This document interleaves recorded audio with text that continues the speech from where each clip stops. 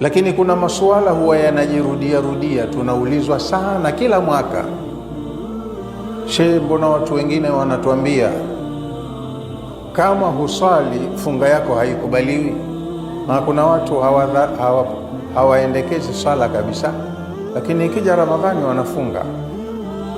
Hasa na wengine wale watu ambao wanashabikia kuwavunja watu moyo, wao wanawaambia wewe unafunga funga yako ya bure, bora ule tu. Maana yake mtu ambaye hasali hazikubaliwi amali zake nyingine. Sasa unafunga nini na kusali hutaki? Sasa masuala kama hayo yatajitokeza hivi punde. Mtu anafunga lakini ana mwanamke anafuga, anampelekea futari, anafuturu huko kwa hawara wake. Vipi masuala kama hayo? Ala kulli hali, usimvunje mtu moyo, kwa sababu wewe huna mandate ya kumjudge binadamu mwenzio. Usimwambie funga yako haikubaliwi, unashinda na njaa bure kwa sababu husali. Nimetanguliza hii hadithi, kitu cha mwanzo kitakachokabuliwa ni swala. Swala ikikutikana imenyooka, ni ishara ya kwamba na amali nyingine zitakuwa zimenyooka, zitakubaliwa.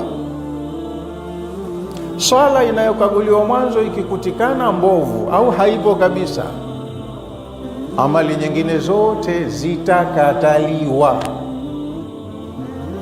Swala ikikutikana ina kasoro zinazorekebishika ya faradhi, itakaguliwa swala za sunna.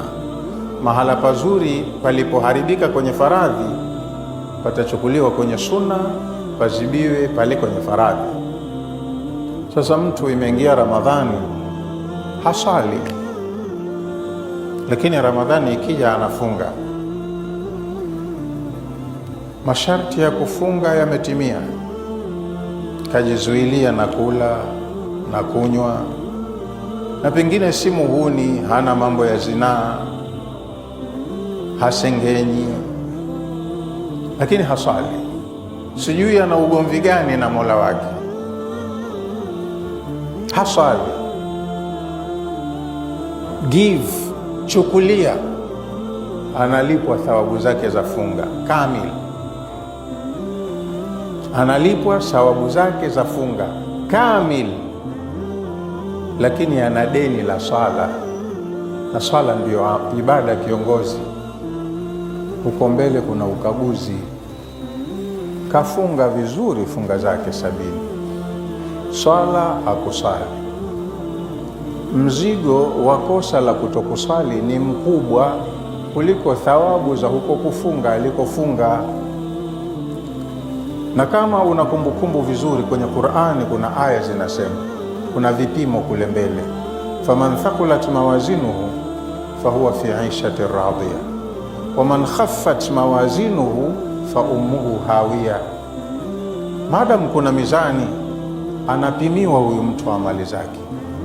Upande mmoja wa mizani zinawekwa amali zake njema, upande wa pili zinawekwa amali zake mbaya. Ikiwa amali zake njema zitakuwa nzito kwenye mizani, basi hichi chepesi katika mabaya yake kitasamehewa, atakwenda peponi. Lakini ikiwa upande wa mabaya yake ndo mzito kwenye mizani, mema yake kidogo, hana sababu ya kusamehewa huyu mtu, anaenda motoni. Sasa vitapimwa vyote, hadhulumiwi, kheri zake na shari zake. Shari zikiwa nzito zinamtosa. Sasa shari ya kuacha swala ni kubwa kuliko kheri ya kufunga Ramadhani, ndo nilichosema. Sijui nimefahamika? Swala ina kipaumbele, usiidharau. Ukiidharau hiyo inaharibu na mambo mengine yote. Lakini Allah si dhalim, atapima. Baada ya kipimo utapata matokeo. Wallahu a'lam.